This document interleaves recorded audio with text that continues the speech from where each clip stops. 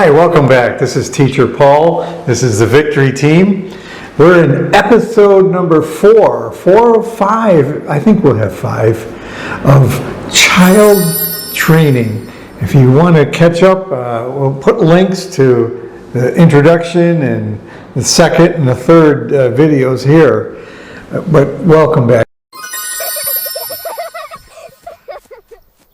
Now we're in the time in a child's life, we say, between 12 years old and adult. It's a critical time. Part of, we're still in child training. This is important. Every year is important, but this is where their destiny. You know, before when they're younger, we just care about their safety, and we care about their obedience and their character, good manners. But now they're at the age where, what are you going to do? You're growing up. What will be your destiny? The Proverbs 22 verse 6 says this, and it's repeated often.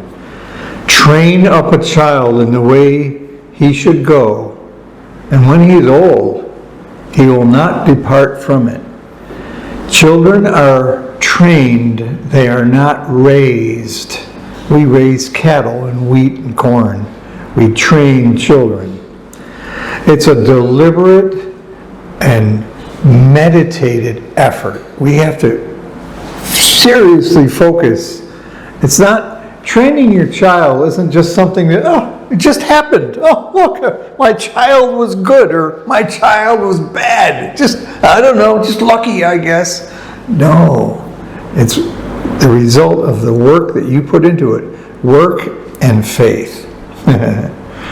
God expects, this is a little bit of a review, but God expects the parents, the mother and the father, to be responsible for their children's education and growth. Parenting is more than just producing children. It's training them to maturity. The state, the church, grandparents, and others, they may have a part in your child's training, but it's primarily the parent's responsibility. Proverbs 29 verse 15, I'll give you a second to get there or pause. Proverbs 29 verse 15, the rod and reproof give wisdom, but a child left to himself bringeth his mother to shame. A child left to himself. What does that look like? I don't understand what that looks like. This is when parents don't agree in training. Parents, we need to be yoked together, husband and wife, father and mother, and we pull the yoke of child training and discipline and other such things. Before the child is even born, we should agree and work together. A child can easily, this is easy for a child, they can detect when there's a split in the parents. Like, I think they can manipulate one. They know that one goes this way, one goes that way. I can tell you, and I know it's difficult, and some of you it can't be done, but it's a lot easier to train a child with a father and a mother, not a single parent. It's tough. This should be part of marriage counseling, because training a child can cause a lot of stress. 12 to adult. These are transition years when the child no longer is a child, but they become a responsible adult.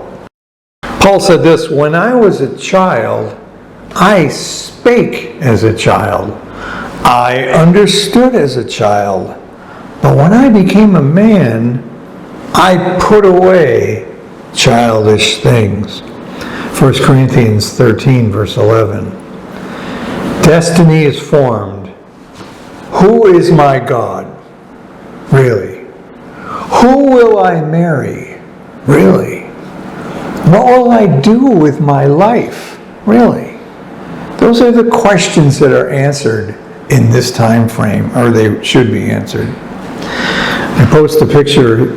This is my grandchildren. I have 4 daughters.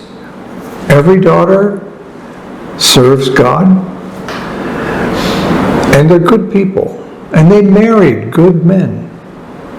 And they have, total, we have 11 grandchildren. It's changing a little now. They grow up so fast.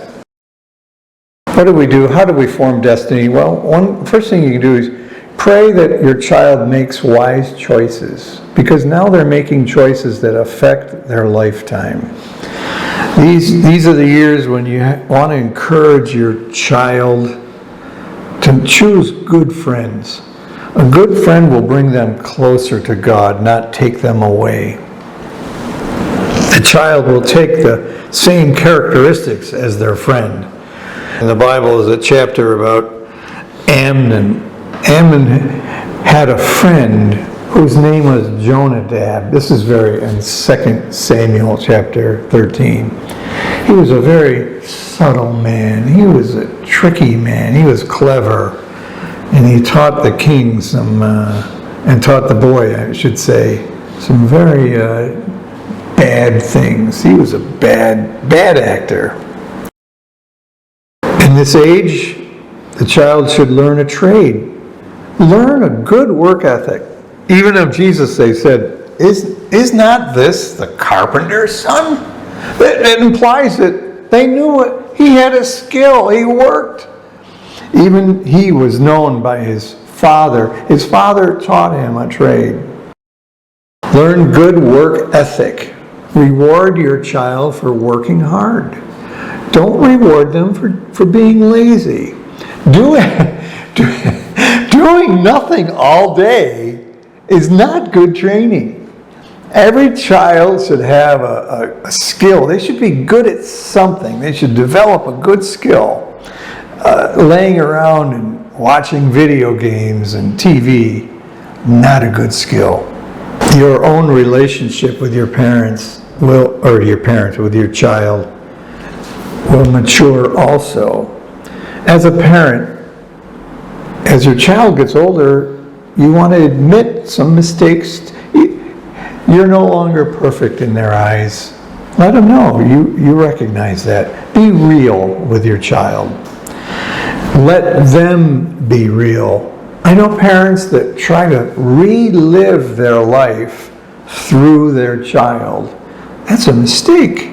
Let them be themselves. They're unique and wonderfully made. They don't have to be exactly like you. They don't have to relive your life and not make your mistakes. Don't play that game. Let them live their life, and they'll respect you for it. Don't expect them to be perfect.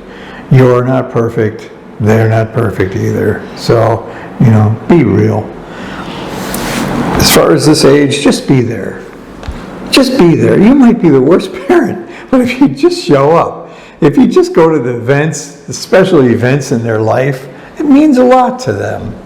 And a little encouragement, even a little bit of encouragement, it goes a long way. The child yearns for just an encouraging word, to be accepted, to be, understood by the parent. Parents, trust your child. When my daughters would come to me, oh, that guy, I go, what do you think about that guy? He's a nice guy. Oh, he's a creeper. He's creepy. And you know what? I trust them. I trust they know they have another sense. Okay, he's creepy. He's not invited or whatever. There's a reason for that. Give your child the benefit of the doubt, and they'll have respect for you when you do. In Genesis 37, popular story about Joseph. Now Israel, the father, loved Joseph more than all his children, and he made him a coat of many colors. He didn't make him a psychedelic tie-dye coat, but when he wore the long sleeves, it was like like the tartan of the Scots. The patterns would represent that particular tribe or that family. the father gave that coat to the son, Joseph, so that he could represent the family. What that's saying is he trusted Joseph. Joseph earned his respect, and the father showed that he did. He had the character to do that. Our children are mature when they have the character to represent us. They could be 25 years old, but they don't have character. They're still children. They could be 15-year-old and they have the character to represent us. It's not a matter of age and experience, although that does help. It's a matter of training. 2 times, God the Father confirmed publicly the authority and his pleasing. His son he was pleased with his son Jesus. Twice, this is my beloved son in whom I am well pleased. That's what a son and father's relationship should be at maturity. A mature child, if you will, if you use the idiom, you can give them the keys. You can give them the authority. Our prayer is that our children are mature and they reproduce themselves. This is my beloved son. That's what you want to say. That's your goal, in whom I am well pleased. Yeah, the Father loved the Son, and He told him so. He acknowledged that. Some people, the Father never tells the Son or the child. They can never quite, they only have critical comments. That's all they have. And the child always, all their life, tries to live up to the standard, and the Father won't give it to them. No, you can do better than that. Warren Buffett, one of the richest men in the world, said this: "My dad believed in me. What I basically got from my father is unconditional love." Unconditional love is huge in this world. Whatever I did, he was all for it. That was his reason why he was successful. It had nothing to do with finances and so on. Show unconditional love. Love is not based on what you do for me. It's I love you no matter what you do. The father, he called Esau and he said, "Go out to the field and take me some venison. Go kill me a deer and make me savory meat such as I love.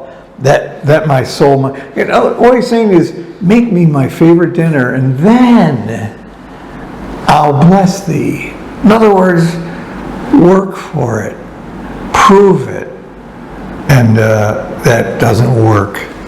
That's not the way we treat our kids. We love them unconditionally. And as they get older, transition from, they're not children anymore. They're young adults and they're adults. And our relationship changes. You're going to enjoy it. It's interesting and great. God bless you. I hope we have one more episode. Tune in for that. That's the most difficult one is coming up. All right. God bless. See ya. Okay. Hi. English for Bible readers. It's a primer. I wrote it. It's my notes about these and thous. It's a non-abrasive, it's a primer on how to read your Bible.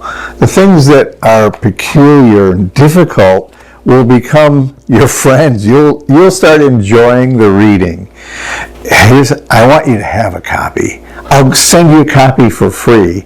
If you want more, they're $10 a piece. But just write to this email address and let me know, and I'll get you one. God bless.